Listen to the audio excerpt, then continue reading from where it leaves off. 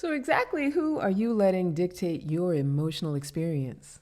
Not quite sure? Stick around with me for this conversation. But first, check out my new intro.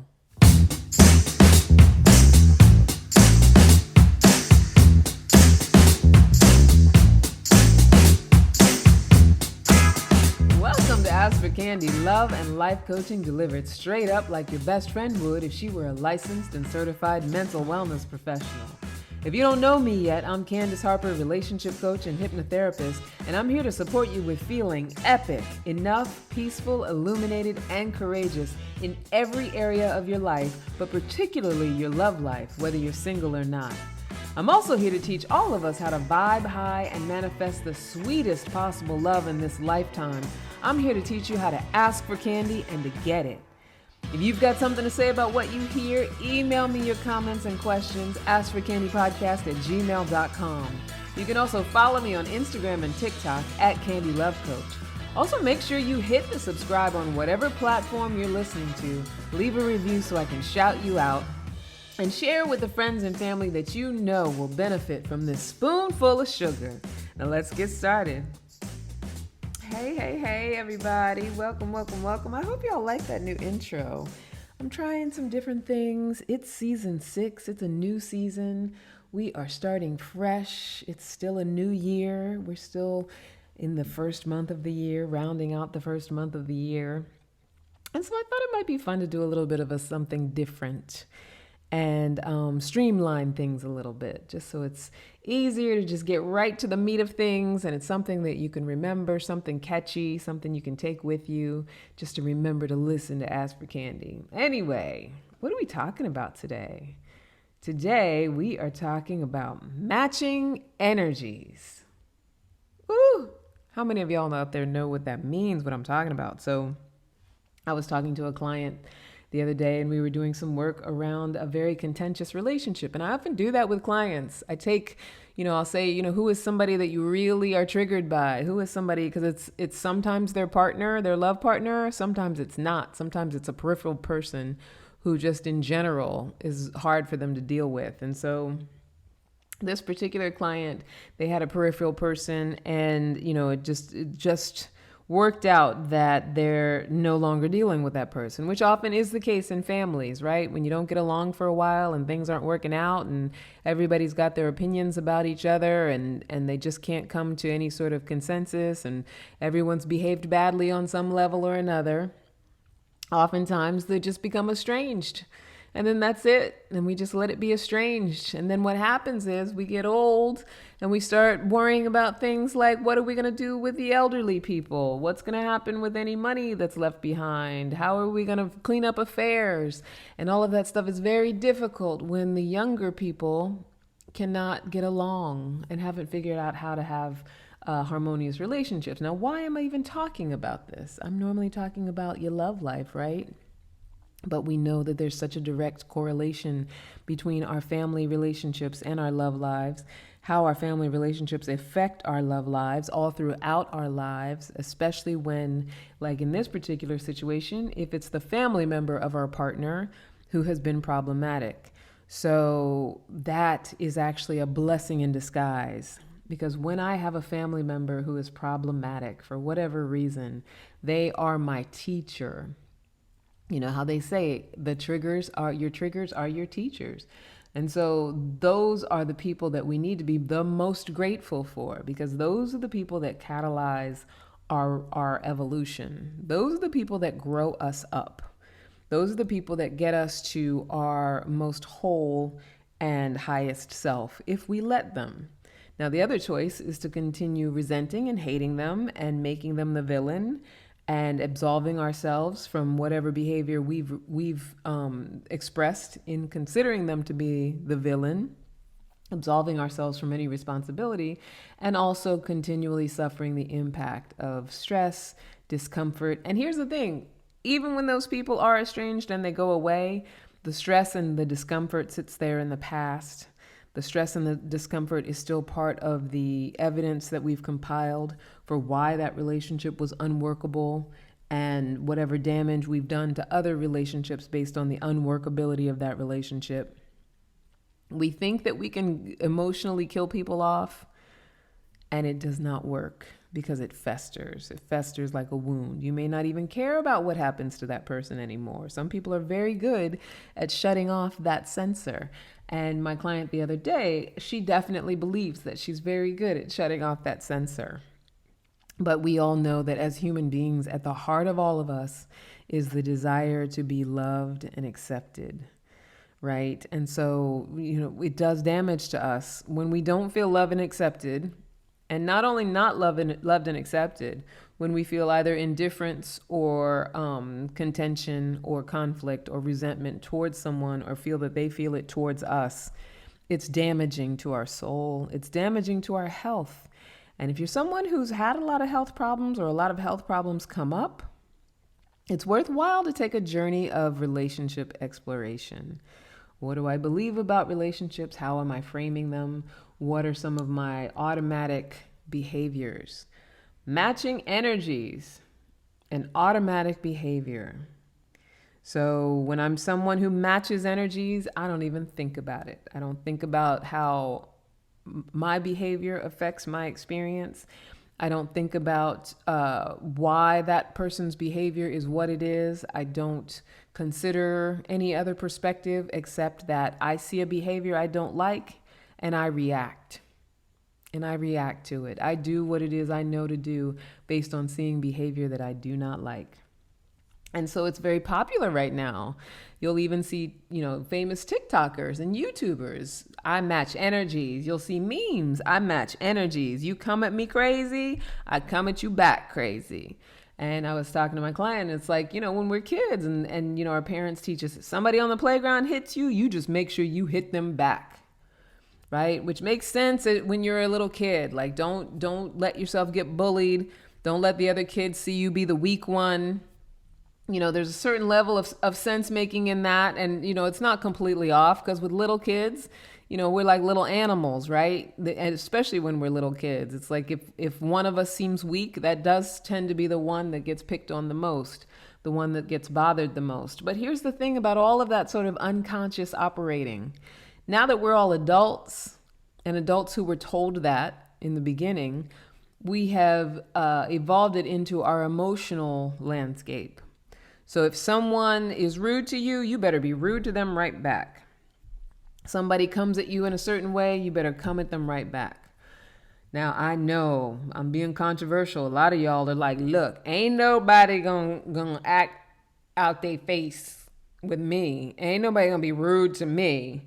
And my client the other day, in my own house. Because don't let it be in your own house. Because if it's in your own house, then that is some serious disrespect. You come into my own house disrespecting me. And I know a lot of y'all are out there saying, I know that's right. That is damn right. Don't come into my house disrespecting me. Don't be in the street disrespecting me. Don't be rude to me. Don't act how you act. Because I will match that energy. I will be just as tough as you are. I will get up all in your face if you get up all in my face. And it's common and it's reasonable and it's what we're taught and it's what we're told. So there's nothing wrong with believing that that is the way that we need to navigate in this world. Unfortunately, it is a highly problematic way of behaving, matching energies. And people do it all the time. I mean, you can try to argue me down for whether it's something to do or not, whether it's the right thing to do, because those of us, especially y'all who listen to my podcast, know at your heart of hearts that if it were a moral conversation, which it is not, but if we were talking about the right thing to do, if we believe what we say we believe about what we say we believe, we know that deep down inside, there is no rightness, no righteousness, no winning in this battle of wills, in this test of wills, in this me against you, in this, if I see something about you I don't like, or if you behave towards me in a way that I don't like, I'm going to give it right back to you. We know that deep down inside, there is no right or righteousness in it. And put the right or righteousness aside, because I could care less about that. And let's just look at the detriment and what it actually does to us. So let's talk about some reasons why it's highly problematic to match energies. Well, the first one is just that it's anti-connective. right? And so I know the quick assumption is, well, if somebody's behaving rudely, I don't want to connect with them in the first place. Fair enough, right? But when we're talking about familial relationships or people that you will have to deal with on some level that are, blood related to people that you partnered with or blood related to you, you don't have to love your family. It doesn't have to be hearts and flowers. But what it does have to be is zero contention. What it does have to be is zero source of stress, right? What it does have to be is peace in order for you to stay healthy and to be able to function in your relationships properly and for you to be able to live a life of emotional freedom. Now, you may not want those things. I don't know anybody who doesn't. You may not want to just be able to be unencumbered emotionally so you're not worried and stressed out and making yourself sick. Maybe you don't want that for yourself. But for those of us who do want that for ourselves, we know that the best way to have that is to give ourselves our basic human need of human connection, basic connection. And everybody doesn't know how to do that. But those of you who are my clients who listen to me, we are on the road of mastering that. So if you're listening, if you're within earshot, you got no excuses. Now, for those who behave badly and are rude to people who haven't been in this conversation, they'll find their enlightenment. Maybe they will, maybe they won't. But that is not for us to worry about. What we have here, what is set before us, the task at hand is for us to get our side of the street clean, get our mind right so that we can be living healthfully and not at the consequence of somebody else's behavior. So why is it important to be connective? Because connectivity brings the human mind and heart and body peace. Not hearts and flowers, but just we understand each other, we accept each other. We may not want to spend every single waking moment together, but there's no hard feelings. There's no contention, there's no resentment, there's no blame, there's no shame. I don't have to be yelling at somebody else on behalf of how I feel about you. All of that is just a waste of our human time here on this earth because we are not here to suffer, we are here to play. So why be anti-connective?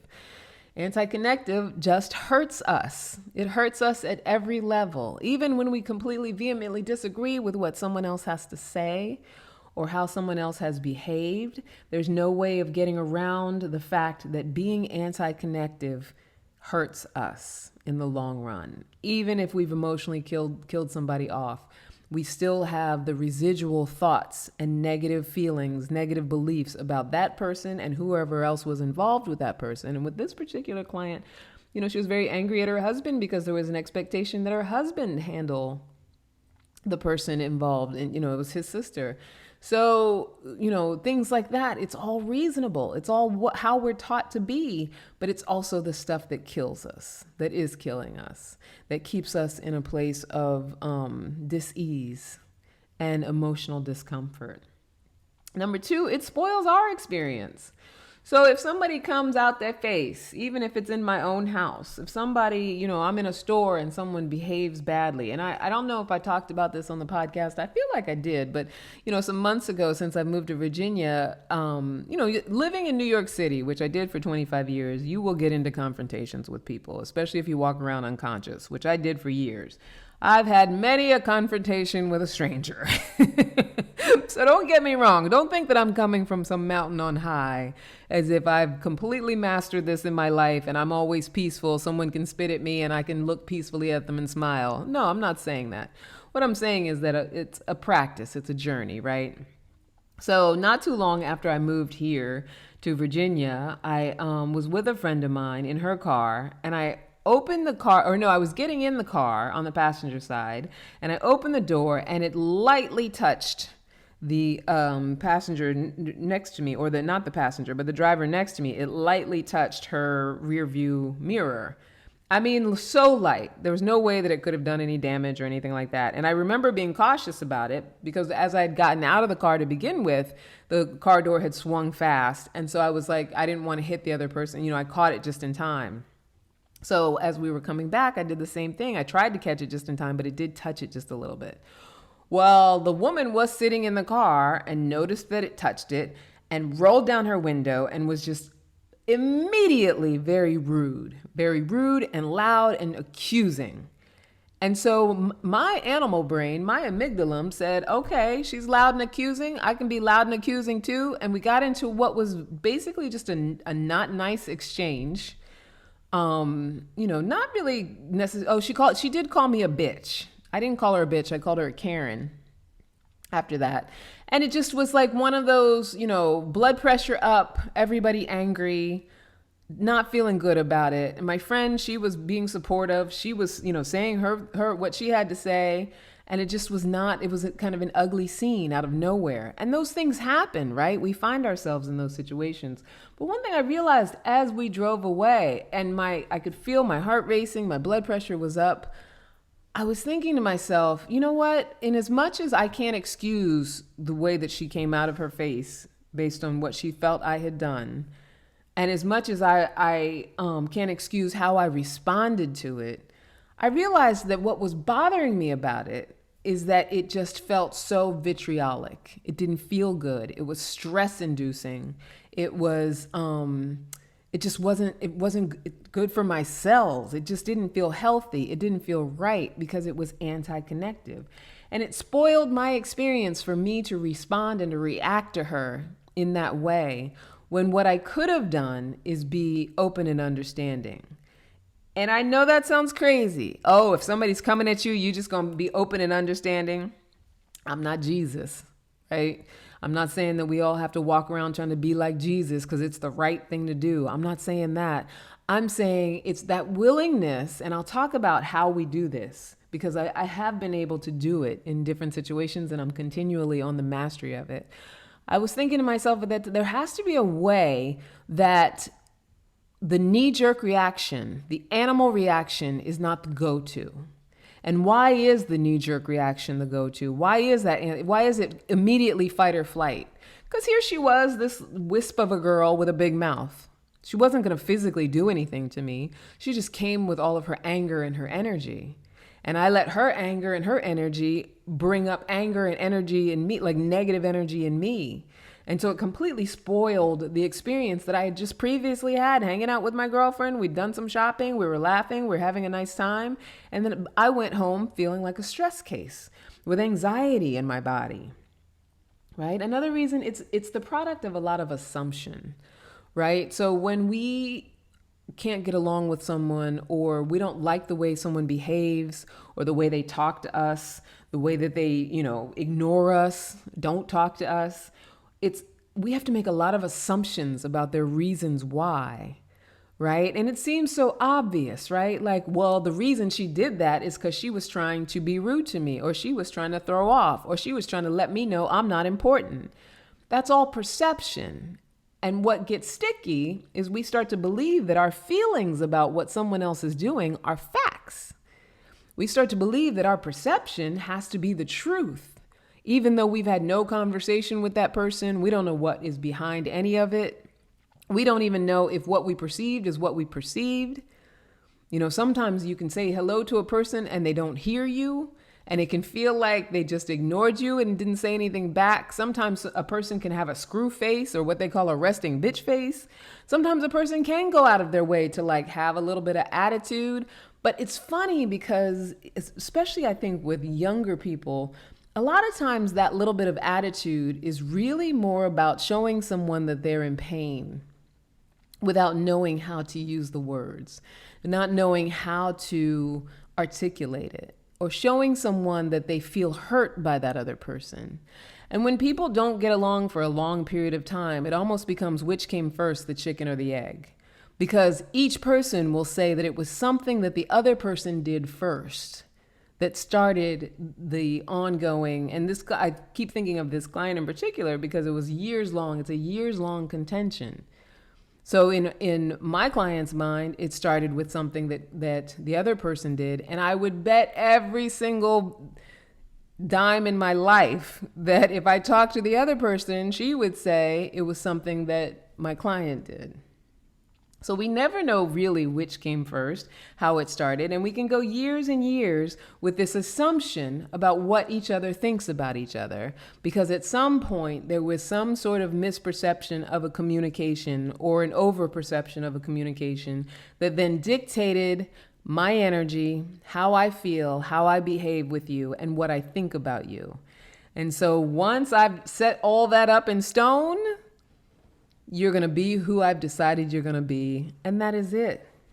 And it can go for years. It can be years of not feeling good, feeling the conflict, feeling the resentment, fighting, like I said, my client fighting with her husband about it, it being the story that, this is the situation. And even my own mother, a sister-in-law she didn't like, and it was an ongoing thing where it's just, that's just what it was. I'm the victim of this situation. I married somebody whose sister doesn't like me. And if you talk to the sister, she would say the same issue. My brother married somebody who doesn't like me. And who knows how or where it began. But at some point, two people decided something about each other. And now they are the source of each other's stress until they just, completely separate, as if they're never going to have to deal with each other again. But we know that that is not how life works. No one disappears, particularly when it comes to family. So yeah, that negative feeling when we're matching energies with someone else's what we consider bad behavior, it requires a lot of making assumptions.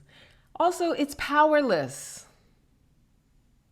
When we match energies with someone, we are completely giving up our power over our experience, our power over who we could possibly be, what we could choose. We're basically saying, you get to dictate who I'm going to be today.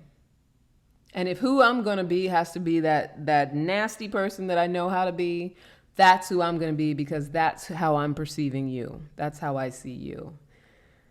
And I don't know about you. When I am in bitch mode, I never feel good about it afterwards. It feels like I feel like a trapped animal. I feel like I'm fearful. I'm fighting for something that I feel like there's something to defend. There's nothing uplifting or positive about it. It does not in any way raise my vibration or attract any kind of love, abundance, peace, freedom, any of that, or self-expression. I feel judged when I'm in that mode, and I'm judging. It's the darkest mode that I can be in. And I feel that I'm at the consequence of someone else. So if I'm matching energies with someone who's coming with that, then that's exactly what I'm experiencing as well. Whether I'm willing to admit it or not, a whole different story. And then another thing is that we have to be responsible for our own experience. This is another reason why matching energies is problematic. So whether you believe in karma, sin, the wages of sin, all of that, whatever you believe in, ultimately, when you at those pearly gates, if that's the way you frame it, if that's your paradigm, that's not necessarily my paradigm, but if you're at those pearly gates at the end of your life and you have to account for who you were on this earth, you have to account for who you were on this earth. And guess what? They won't accept I was this way because so-and-so was that way. Doesn't work like that. Now, to take all of the sort of religious metaphor out of it, here on this earth, some people call it karma, whatever you want to call it, what you put out, you get back, right? It's the law of something. I don't know at this moment, but the law of return. What we put out, we get back. Now, you can have a million reasons for why you put it out.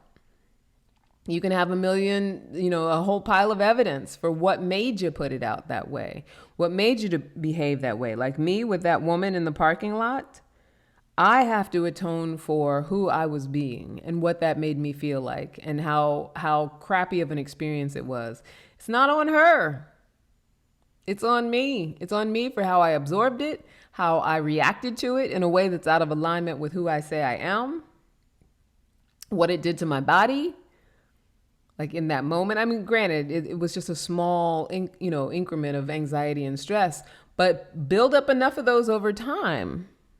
Allow enough of those in your body over time and watch how the organs begin to deteriorate or the disorders begin or the dis-ease begins to build in your body, right? By allowing that over time. So you want to minimize that as much as possible because ultimately we do pay the price for our own behavior. And it doesn't matter why we behave the way we behave. We pay the price. No one can take the bullet for us. No one can serve the jail sentence. And I mean an emotional jail sentence. No one else can take our consequences. They have to take their own. They have to deal with their own, right? For how they behave. So you want to keep that in mind. If I'm busy matching your energy and showing up ugly and, getting upset and making what you have to say mean something about me, I'm the one who's going to have to pay for however I'm treating you or anybody else based on what I believe about that. Ooh, child. We just getting started. So I want us to take a little commercial break. We're going to take a little break. And when we come back, I'm going to talk about what to do instead of matching energy. Because y'all got to stop that stuff. Now, I got to stop it as well. But here's the difference. It's time to get aware that it doesn't work and get into a new practice. But we're going to talk all about that in just a few minutes. We'll be right back. I love you.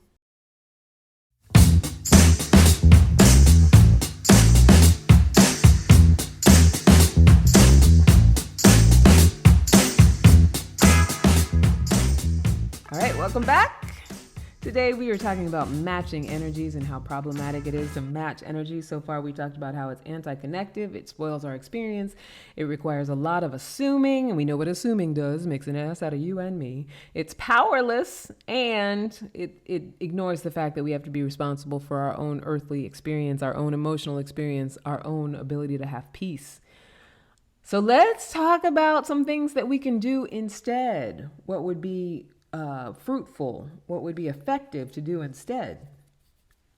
Number one, and this is just a little recommendation, read the 4 Agreements. Read it again and again and again. It's by Don Miguel Ruiz. Toltec wisdom. Don't take anything personally. Don't make assumptions. Be impeccable with your word. Always do your best. Are the 4 agreements, 4 basic agreements for living. If we can agree to these 4 basic things, we can experience emotional freedom. Don't take anything personally. Personally means anything. Don't take anything personally. Even the good things you don't take personally. Now you can, if you want to, if you want to match energies with someone who's positive, match energies with someone who's vibing on the level you want to vibe on. That's a beautiful thing. That's a wonderful thing because you get the same kind of connectivity benefits, sameness, mirroring when we do that, right? There's nothing wrong with doing that. However, what's important is to be aware of when we're getting attached to anything that another person says or does and assuming that it is about us. So whether it's a compliment or an insult or, whatever they have to say, it's always about them. Everything we say and do is about us. It's about our movie. It's about our perception. It's about what we're either wanting to bestow on someone else because we want them to either do something, feel something, enjoy something, hate something, whatever it is. It is about our perception, our desire, what we are up to, and how we see ourselves in the world. We can't see it from any other perspective fully. So when we take personally what someone else has to say or how they behave, it assumes that we really have a full picture of their perception and where they came from, and it takes away empathy and compassion. So when I can't say that that person behaved in a negative way because of who they are, because of what they've been through, what they're afraid of, what they think, maybe they feel threatened by me, whatever, when I can't open up my perception to know that it's way beyond just this person thinks lowly of me, and so I have to fight for myself. It's so far beyond that. So we can't take it personally. Because when someone is behaving out of character or behaving in a negative way, it is 100% about them. 100% about their fears, their insecurities, their needs, their inability to communicate. 100%. And as soon as we join the party, that's 100% about our inability. 100% around our lack of alignment. Don't make assumptions. So like I said, when we assume, we know it makes an ass out of you and me. So yeah, your feelings aren't facts. It doesn't make any sense to assume anything because we can't ever have a full picture of where somebody's coming from or what they really mean. Sometimes even when someone explains it, we can't really get what they really mean because they don't even have a good idea. Or they think it's something else, or they're projecting. They're in whatever, issue they're in, right? So we want to be aware of that as well. And then be impeccable with your word, which this one in particular, I think being impeccable with your word applies to a lot of the different things. There's integrity, where you do what you say you're going to do. But this one, I think, is more about what you speak into other people. Like the names we call each other, the things that we say, the things that we say consistently in our relationships and partnerships, the things we decide about other people that we feel like we already know. So this client, she had, like I said, she had years of contention with this person in her family and years of that person showing up with negative energy. So we could make bets on what words that they would use for each other and how they speak negativity and bad thoughts into each other using those words, or gossip about each other, or just say nasty things that demean the other's character to other people. So in being impeccable with your word, you speak life into others. You speak life into others, even those who you do not understand. And it's okay to say, I don't understand this person. I don't fully understand them, right? When I'm with them, I feel a lot of negative energy. I don't understand them is one thing. But to say, she's a bitch, she's this, she's that, she's horrible, she's selfish. And here's the thing about that. A lot of times we'll build that evidence and then we'll have other people who also agree, like my client did the other day, where it's like, well, everybody thinks so. And so everybody's in this place of having already decided, they already know, they are navigating their feelings as though they are facts, and they're not being impeccable with their word, because when we speak negativity into someone else, we are also speaking negativity into ourselves. The way we speak about other people is very representative about how we see ourselves, even when we don't even know it. Even when other people are listening and they don't know exactly what it is, but they hear the vitriol.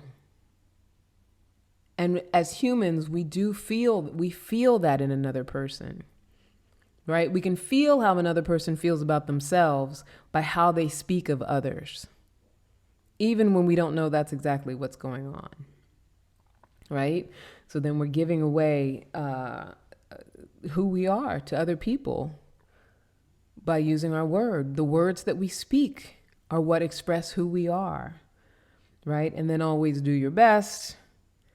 Like I was saying, it's a journey of looking to master what it means to be in alignment with the self. And we're going to talk about that. It's a journey, and you can only do your best. Sometimes we'll fail at it. Sometimes that trauma response just is too strong. Sometimes it does feel like our feelings are facts. Sometimes it's really hard not to go into the animal brain, the fight or flight. It's a really hard thing to do. So we can only do our best with it and be willing to do our best. Be willing to be aware that it's not workable. No matter how much you want to stand up for it and neck snap about it and think, oh, yes, I don't let anybody get over on me. That kind of attitude, it ultimately is not workable. And so if we're committed to doing our best, we are at our best possible level going to be aware that the way that we are behaving, regardless of how the other person behaves, does not help this situation. And it definitely doesn't help us. It's very detrimental to us.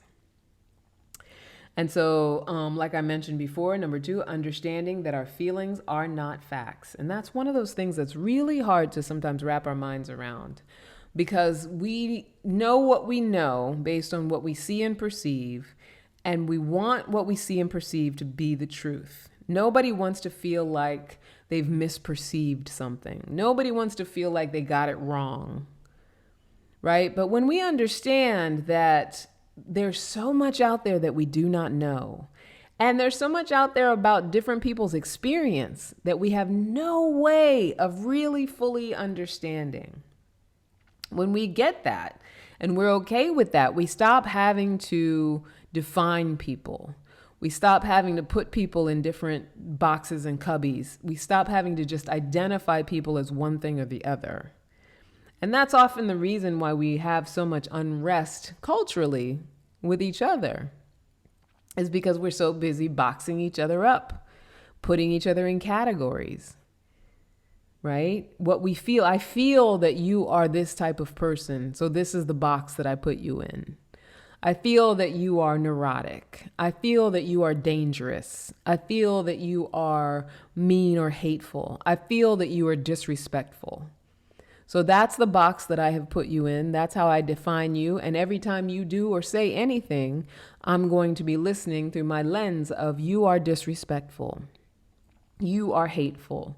You are fearful. And as long as I'm doing that, there's going to be nothing that you can do or say that's going to actually alter that view. Because even if you come on all sweet like honey, as nice as you can be, I'm going to mistrust it because I've already decided that you are an awful person.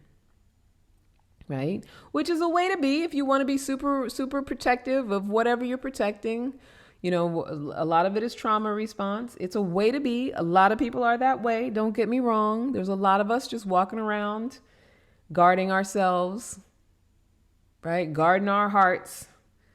Looking for those red flags, looking for things about that person that says that they're awful so that we can just cut ourselves off from it. But ultimately, it does not work for our healthy human landscape. Number 3, and the most important, here is the solution, right? Here is the way to adjust. Here is the way to free ourselves from this need to match energies. Here's the way to undo the shackles of matching energies. Figure out who you are and align with that. I'll say it again for the people in the back. Figure out who you are and align with that. So newsflash, you are not some badass identity. You are not your boundary setting. You are not your ability to be bitchy and controlling. That is all ego stuff. That is all animal brain fear stuff. That's all the stuff that we invent to protect ourselves from what we have perceived as the threat. Right? And here's another thing about matching energies. It's also my way of saying I perceive you as a threat. So now I got to fight for myself. And so am I really a badass when I perceive you as a threat because you're being rude? Am I really a badass if I then have to protect myself? If I can't stand in the face of your rudeness and still align with who it is I say I am I really a badass? I'm a badass if I can, because that ain't for the weak. I'll tell you what, it is not for the weak to have somebody come at you rude and be able to say, are you okay? Is everything okay? Because I'm getting the sense that something is not okay with you. As opposed to, what you say, bitch? Let's go. Right? Which one's more badass? Which one takes real strength? And we're not talking about right and wrong. We're not having a moral conversation.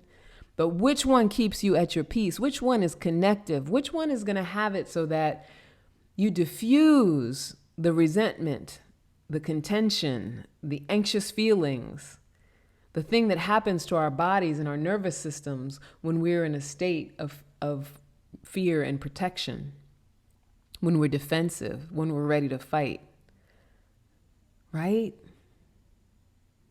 So figure out who you are and align with that.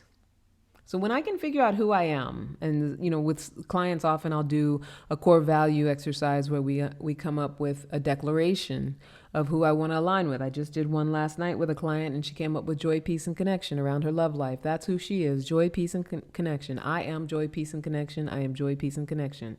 And so she is tasked with practicing, embodying, aligning with joy, peace, and connection. And that means that I am committed to that. I'm committed to that no matter what. It's not up to the external world to decide who I am. I get to decide who I am. I don't have to go into my ego stuff, my protective stuff, my animal stuff, my fear stuff. I get to decide moment to moment who I'm going to be. So if I declare something for myself, because I am a human with a specific set of gifts and value, and just like everybody else, I want love. So if I declare for myself that I am love, I am joy, connection, and peace. I am all these things that I want to experience, and that is what I'm committed to being. That is my North Star for how I behave, no matter how someone comes at me. No matter how someone else is behaving, I can look into, okay, well, what aligns with peace right now? And if I'm willing to ask that question, I can come up with a million other solutions for how I deal with someone who's rude than to just be rude back. Right? If I say I'm aligned with peace. So I'm aligned with peace. What is peaceful in the face of someone who's rude is to ask them, what's going on with you? What's happening right now? Did you mean to sound kind of rude? Because that's how it landed on me. Is that what you meant? Did I do something to you? Are you mad at me for some reason? Go into the questioning. Find the peace. Give them a space. Give them a space to be heard. Because normally people are being nasty because nobody's listening. Nobody's listening. So they're in the fight for their humanity. They don't know what to do. They don't know how to communicate it.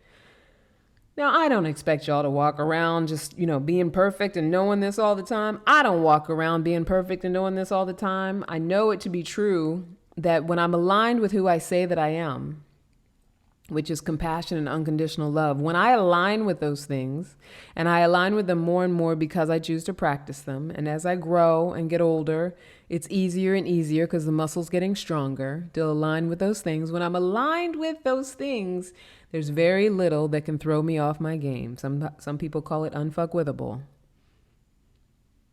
Very little that will throw me off my game when I am aligned with compassion, kindness, unconditional love, self-expression, freedom. When I stay committed to those things, it diffuses any power that someone else's energy has over me when I'm committed to those things. So that's my invitation today. Figure out who you are and get aligned with that. Stop worrying about who other people be. Stop matching energies with people and letting them lead you around. Have you fighting with your husband, fighting with people around you, getting into other situations, having stress, and worst of all, having disease in your body because you have compiled years of stress over resentments and conflicts and difficulties where you just matched energies and went with whatever was there rather than brought who you really were. Bring who you really are. Figure out who you are and align with that. And I can tell you this. At the heart of all of us is the desire for love and connection. At the heart of all of us is the desire for love and connection. And when we take responsibility for our experience, we are in charge of what is in our heart. And when we don't, we let others dictate by mirroring what they do and how they behave. They are in charge. And are you going to let somebody who's coming with negative energy, don't know who they are, don't know how to talk to people, dictate your life? It's up to you. We all have the choice.